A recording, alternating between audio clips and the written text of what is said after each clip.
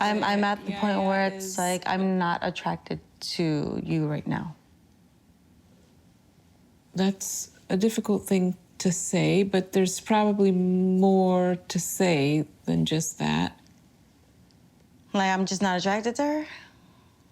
I don't know if there's such a thing as just not attracted. There's something to say here.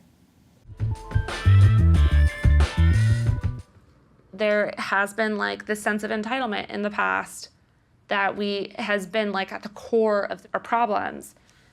And Tell me about that. Lauren is the breadwinner in our family.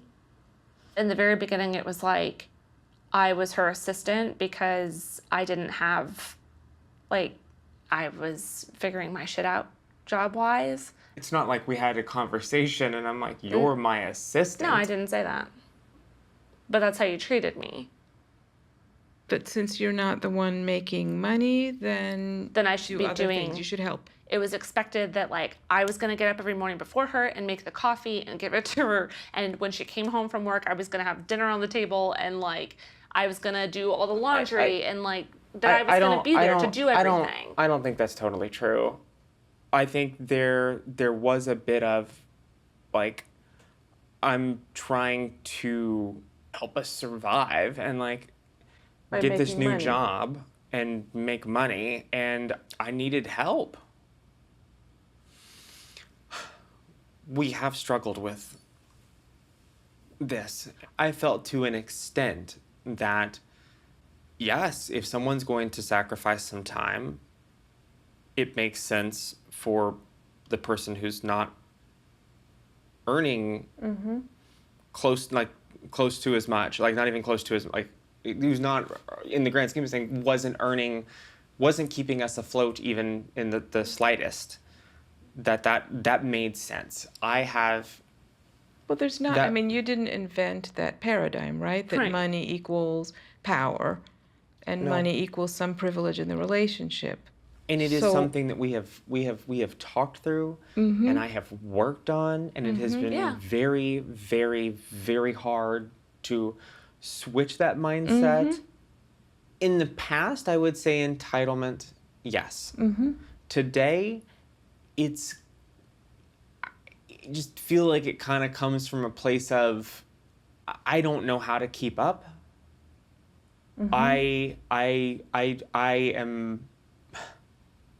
I'm nervous when there's dishes around.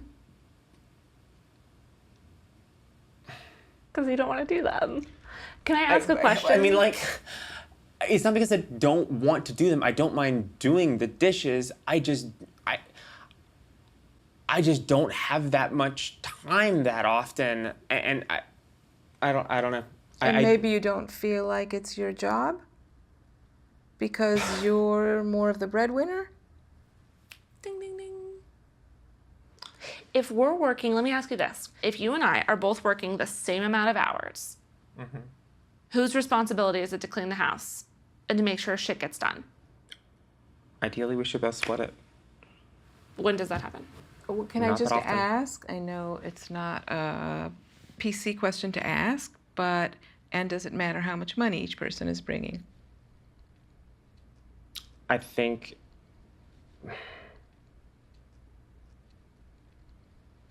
in my gut, I feel like, yeah. He sent me a text last week about our sex life that he's not very happy with. How was this text phrased? I just told her that it's non-existent. I feel like I'm not wanted. Meaning you're feeling unwanted and feeling like I don't even know how to even go about sex with her anymore, because there's been plenty of times where she's denied it or she gives an attitude about it and she's just like, oh, fine, okay. You know, it's not even about the physicality of the sex. It's more of the feeling that you get from your partner from that. So, Tashira, how was it to receive this text? I was a little annoyed, to be honest. And I responded to him 2 days later, and I was honest with him. 2 days, you just didn't respond? No, I didn't respond. I didn't respond. What was going on inside you during those 2 days? It's difficult to say out loud that I find that he's more attracted to me than I am of him. And, his weight. And I know that he has an issue with it as well because we've only had sex maybe 3 times completely naked. I mean, I've been completely naked, but he hasn't. Drew, you don't get undressed? Yeah, I'm just wearing my t-shirt. I'm just used to it. Not 100% comfortable with my weight, but down the line during our relationship, she's said some bad things in an argument about my weight. So I don't understand how you could make me feel any comfortable in wanting to get fully naked. So yeah, but to come to the actual point of it, she's just not attracted to me because of my weight. I don't know if it's because of the way that maybe I gained a couple weight after the baby was born and we moved in, or maybe she's just never been comfortable with it. I don't know. She needs to figure it out, because if she's not attracted, then that's that. Because obviously, if there's no attraction, there's no relationship. And I'm at that point where I'm just, every time it's just a new issue. If it's not, we can't talk about it, she feels like she can't talk to me, or if it's not the resentment of having the baby, or if it's not the resentment of moving in together, and now it's the weight thing. So every time it's just a new thing, and I'm just tired at this point. I really am. Sure, it does seem like I don't actually get a real sense that you're invested in the relationship. Am I wrong? No, no, you're not wrong. What are we doing? I mean, I'm trying to figure it out. I'm trying to work on this. I mean, like I said before, I think your way of bringing yourself into, let's say, this kind of therapy might be similar to what you're doing in the relationship, which is you show up and your entire message seems to be, I got nothing. I have no wish here. Which might be simply that indeed you've got nothing, you don't have any interest, or it might be your way of positioning yourself. And I think that's something for you to think really hard about. Okay. Hi. Hi. How are you two? Could be better. I'm feeling a little bit cooped up. Most kids' schools are closed, so they're home all day, every day. Whoa! I felt like I was just going crazy. And then he told me he would be here all day with me, working from home, and I was just so happy. But my frustration level with him hasn't changed. I still feel like I want to kill him.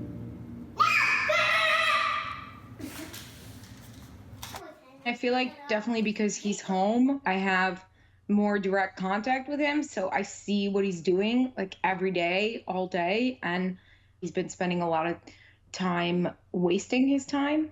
And at the same time, I'm working at my company, and then there's the kids and the house cleaning and just everything that goes along with that. And then when I see that, he's spending hours watching TV or talking to his friends, I just feel very taken advantage of. Mm-hmm.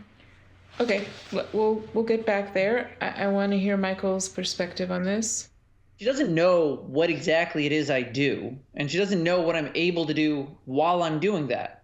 I just feel so annoyed that, why do I have to go into the weeds as to what I'm able to do? Nothing. Literally. You realize that right now, if I worked 1 day a week, which I'm doing now, I would make more than you make in an entire week. You literally do nothing. You're so lazy. Your existence is worthless right now. It's absolutely worthless. I want to make a suggestion. The kids were dirty. I don't understand. Did you give Lenny a bath today?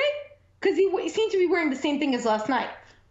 Surprise, surprise. Not surprised at all, actually. Michal, You don't have to eat anything that wasn't junk. I need you to engage with me in a way because we can't have you just keep repeating yourself. I really get it. But do you want some help in changing things? Yeah, but I don't think that things are going to change by him just constantly saying, I disagree. I disagree. Yourself. She doesn't see me. She doesn't see what I do. You know what? You want me to not see what you do? Stop doing everything because you literally do nothing. So just stop working. Stop it. I don't need you anymore, okay? Let's see what you can actually give to this family. Michal, you are unraveling. Michal, can you engage with me? I understand what's frustrating you. But the way you're doing it is not working. It's really not working. But Michal, what if you were for a while not in the business of handling Michael? Hold on. What if we did it the opposite and he tried a little bit to be more like me and see how hard it is to do all the things that I just do for him and for this family? Honestly, I think that I probably do more for the family than she does. I think that she's... I'm sorry, but this is just like such bullshit. Like when I hear something like that, I literally want to smack him. I'm not managing to have much of an impact, and I don't know if it's partially due to this technology, but it's very difficult for me to intervene at all. I feel like either you don't hear me, or you're not interested, or you're too invested in this thing that the two of you do, and you don't actually want help from the outside. I do want help. I want to try. I would be happy to try to do this. Okay, so if you started doing a few things that you're watching Michael doing and you're feeling envious of, what would that be? Well, I feel like he spends a lot of time watching TV, talking to his friends, not really taking care of the kids, but just kind of hanging around and playing with them. So I want to do all those things. Okay, so can I now give you kind of a doctor's prescription that every day you're taking 2 hours a day to do that? 2 hours a day. How am I going to fit it into my schedule? I'm serious. Okay. And whatever you want done during those 2 hours, dump it onto Michael, and Michael will have to do it his way. Right. Okay, fine. Okay. We met within the context of an open relationship at a time in our lives where, you know, I was exploring things and he was exploring different things, and we kind of met. Generally, what kind of things? A more open sex More life. sexually. Yeah. Sexually. We were both exploring sexually. So he and I are separately serial monogamous, right? From one relationship to another to another. And I think for both of us, we realized sex doesn't have to mean one person for the rest of your life. It can happen within the confines of an emotionally committed relationship. And I think that's what attracted both of us to each other, right? And created that bond. Did you bring other people into your Yes. shared sex life? Yeah. Yeah.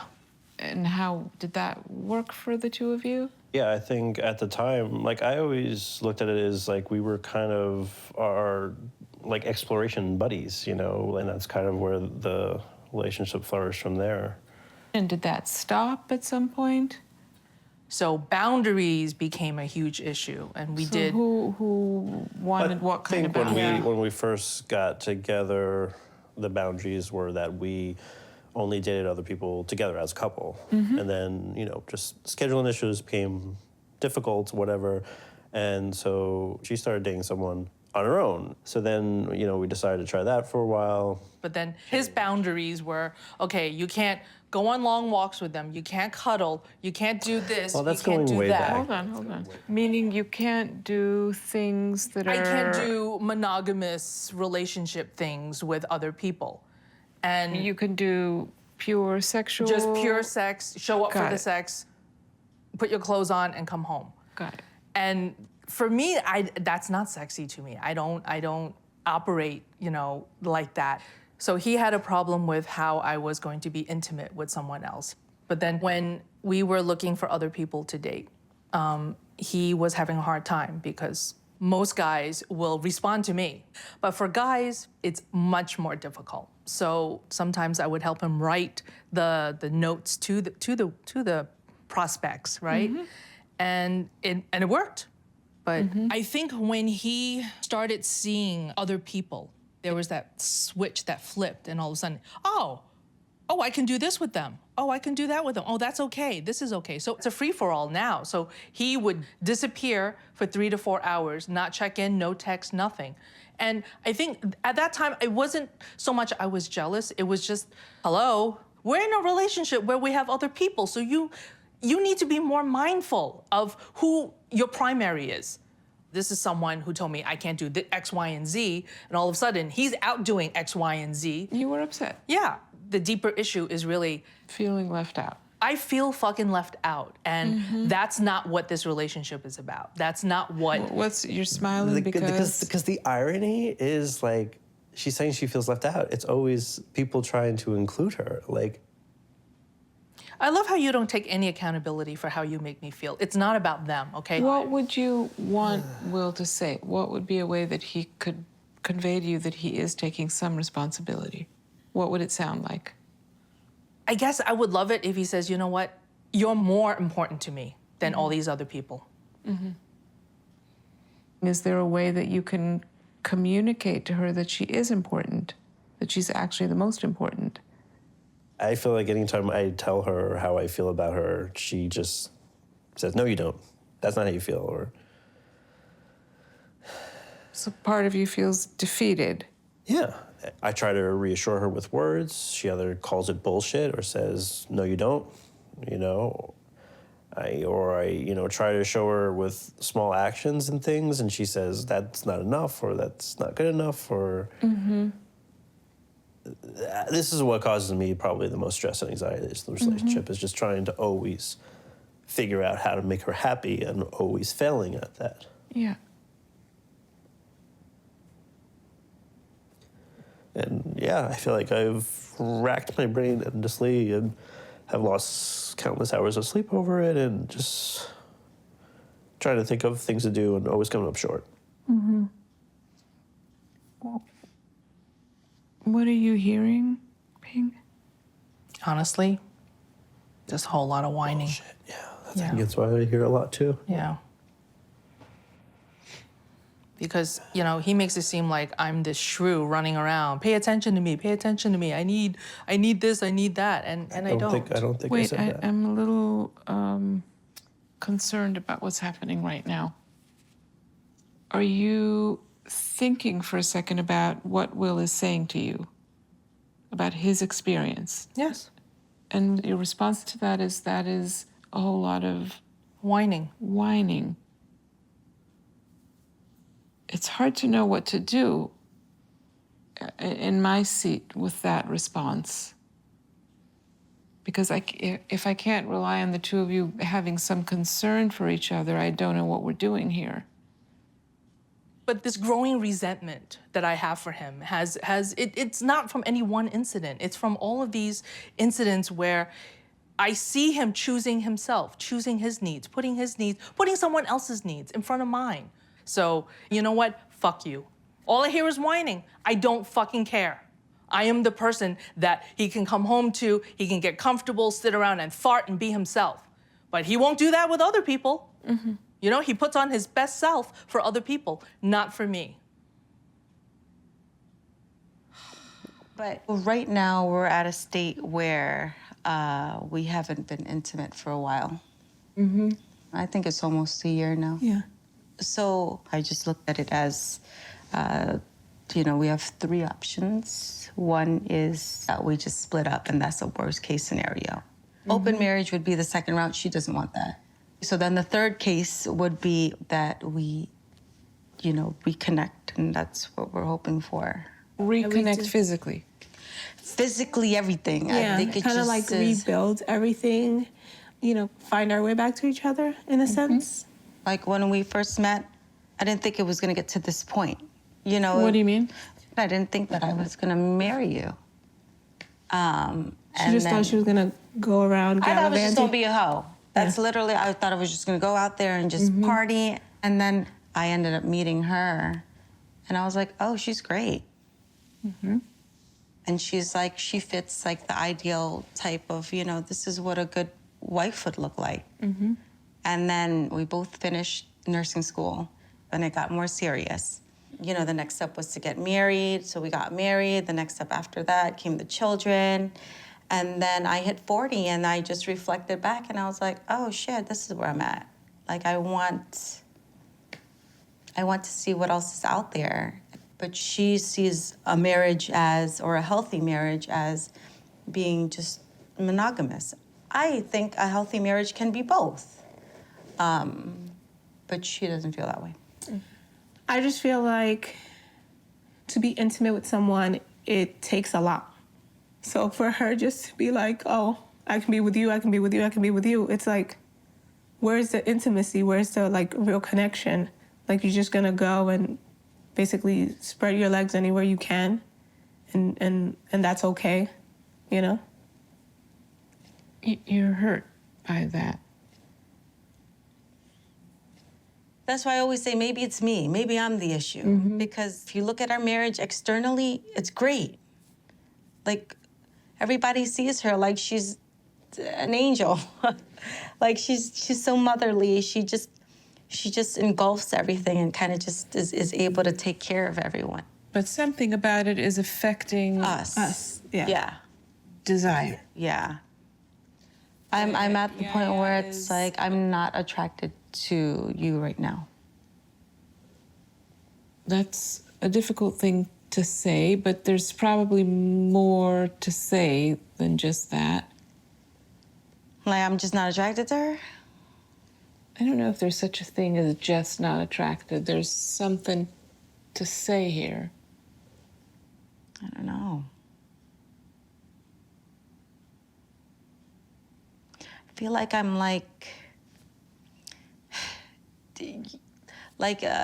how do you say this? Those sleeping bags when you go camping, right? Okay, I'm just trying to get out the sleeping bag. That's exactly how it feels like. Like, it's nice, it's comfy, it's like, it keeps me warm, I can sleep in it, you know, it's safe. Yeah. I see. Too safe. Too safe. I just want to get out. Yeah. How are you feeling? I feel hurt. I feel Hurt. lost. I don't know. Lost, like you don't know what to do about all of this? Well, that's why the two of you are here.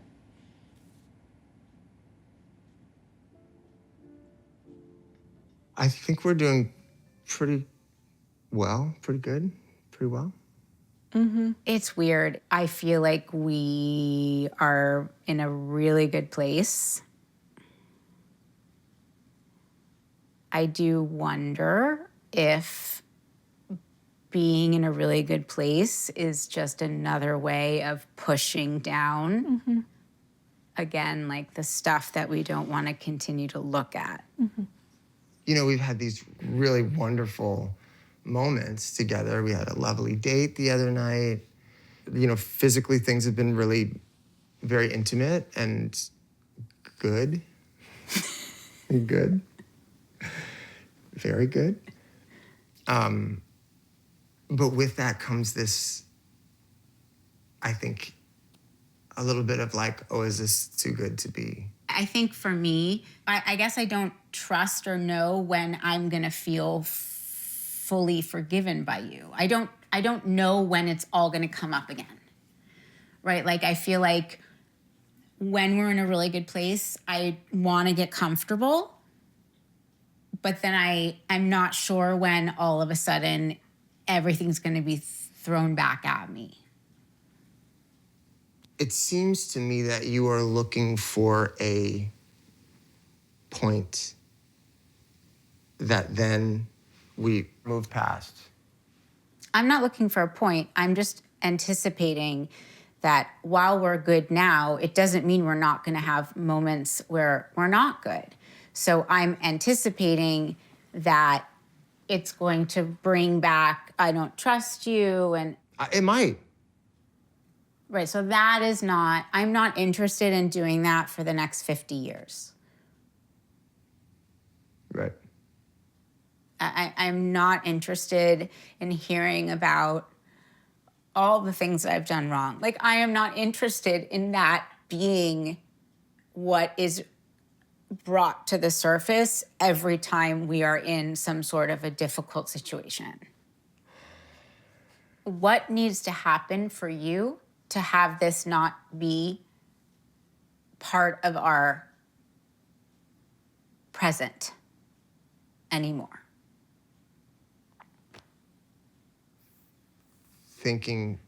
I might be thinking too much about the past. What are your thoughts about the past?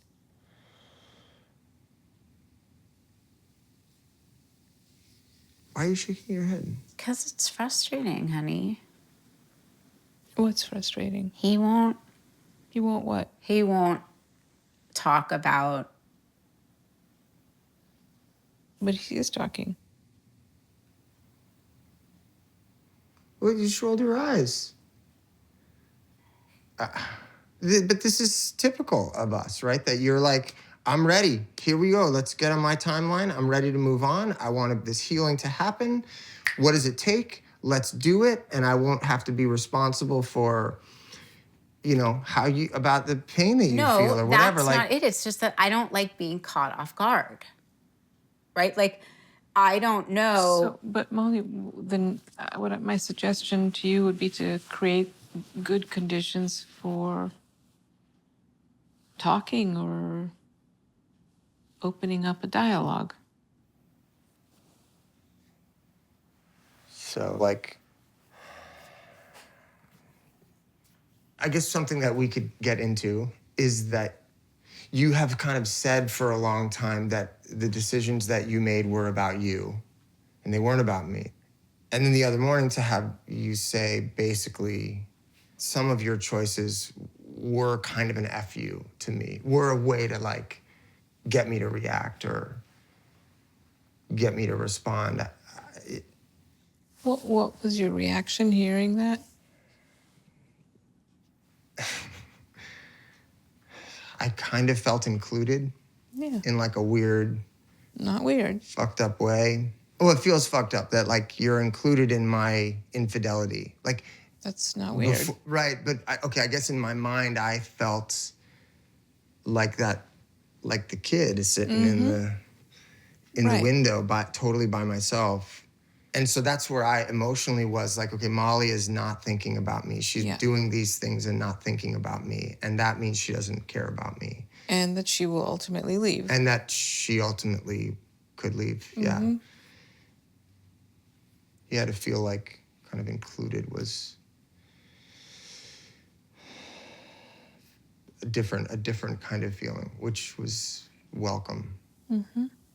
It breaks you out of the narrative that you had as a kid. Yeah, that I'm into this story and this family.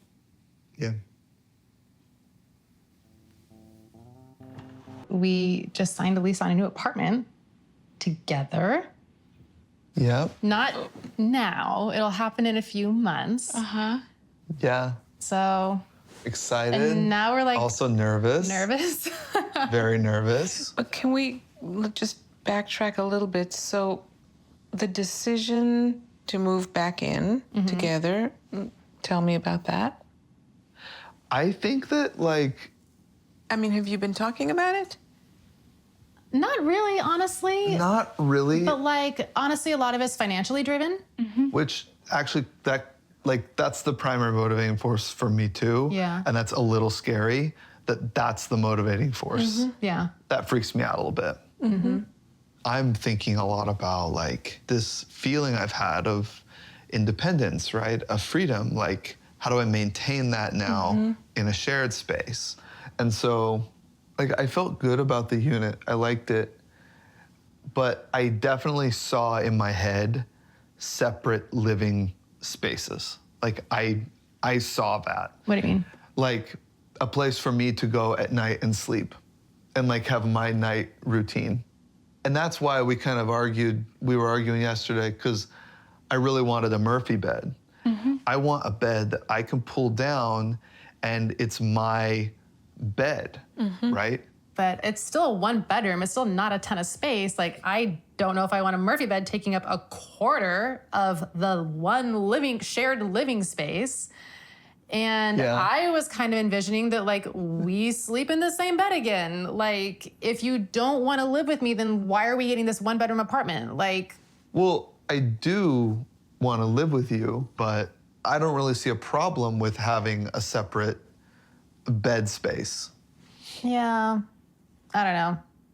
Well, are you open to being flexible on that? Or is it, I can only sign the lease if No, I just don't think that makes a lot of, I don't know. That just doesn't make a lot of sense to me. Like, are we coming together or not? Can you tell us something about how you're feeling about what Brock is saying, that he's suggesting that you sleep separately? How are you feeling about it? I'm feeling sad that, like, you're not excited. It sounds like this is gonna be like, what? You plugging your nose and swallowing this decision down? Like, I didn't think that it would be this, like, huge negotiation to, like, sleep in the same fucking bed. You're getting mad, but you're saying that underneath it sounds like you're hurt? Yeah.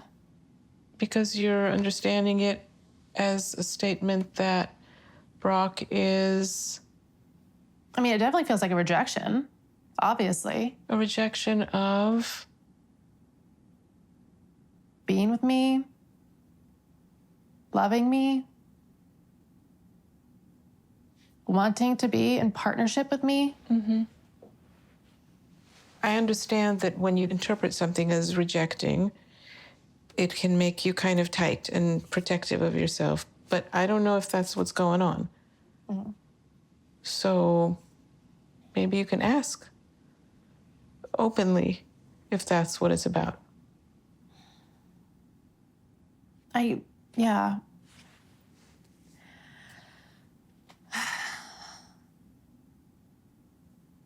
I know, it feels stupid to even ask because I know you're going to say that's not what it's about, that you literally, it's so surface level for you that you just want to sleep in your own space. Wait, ask. Damn. Ask. Damn, girl. Okay. That's quite an assumption. Is that what's it about? No. But what it is about is, like, the last couple years, like, I feel like I've grown so much as an individual, and I know that you have too, in our own spaces. And part of it is me kind of just being afraid of like losing that. And so it's not a rejection of you. Like, I'm really trying to preserve like that part. Does that make sense? Yeah, it makes sense. It's what yeah. But I'm saying, like, moving into a one-bedroom apartment with me feels like us both compromising, us both agreeing to give up our individual spaces to come together. And it feels like I'm willing to do that, but you're not. And so I'm like, here now being like, what gives? I'm just confused. Wait, do you feel like you're giving up autonomy too? Yes, willingly. But would you like to have that? Because no, I'm giving some up to move into an apartment with you, and it feels like you don't want to do that same thing. Because we don't have to make that sacrifice. So I don't really see it as a sacrifice because it's not something we have to make. Oh my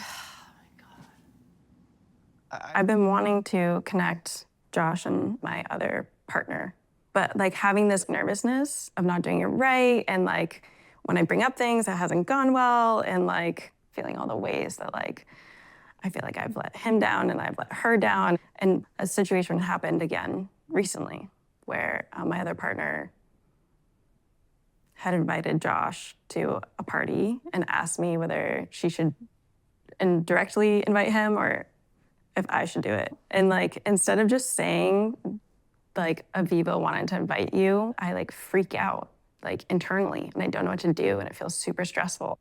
It was interesting. The text message was literally like, I'd really like Josh to come. Do you want to invite him, or should I invite him directly? Right? And now we're here the day of and zero action has been taken. And it's like, there's something here. Like, how do we resolve it? Are you sure you even want this?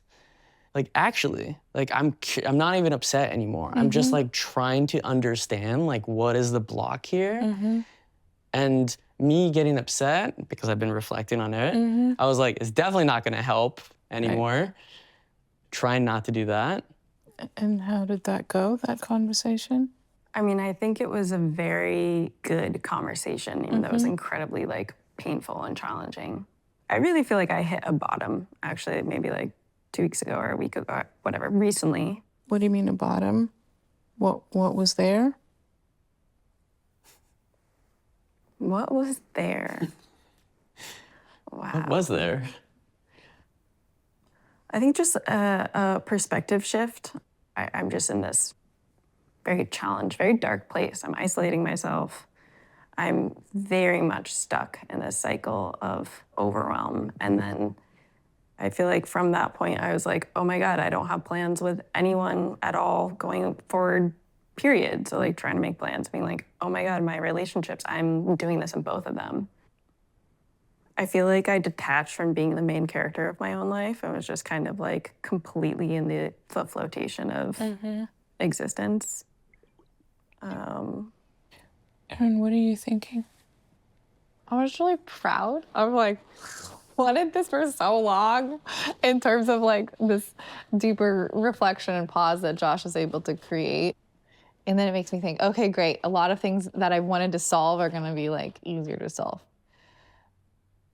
Like him and Laura, my girlfriend, they were like fire and fire together. They went through a messy breakup with each other and don't want to really engage with each other, and that's hard for me. And do you have any thoughts about Lorena talking about not being kind of the main character of her own life? Oh. Yeah, I mean, that happens, sorry. Laura's on her mind, apparently. Pretty Well, yeah, she clearly. just came back and I got to see her. And I was, okay. You're laughing because? We're laughing because, like, you were like, what am I thinking? And I was obviously thinking about Josh and Laura, like my partner, my other partner, you know? Right. And then you're like, okay, how does that, and then you're like, you drew me back to, how does Lorena not being the main character of her own life? I was like, oh, wow, okay. I'm refocusing. It might also be playing out exactly what you're talking about. Interesting. Can you Which elaborate? is that you very easily recede. The question to you is, what do you want?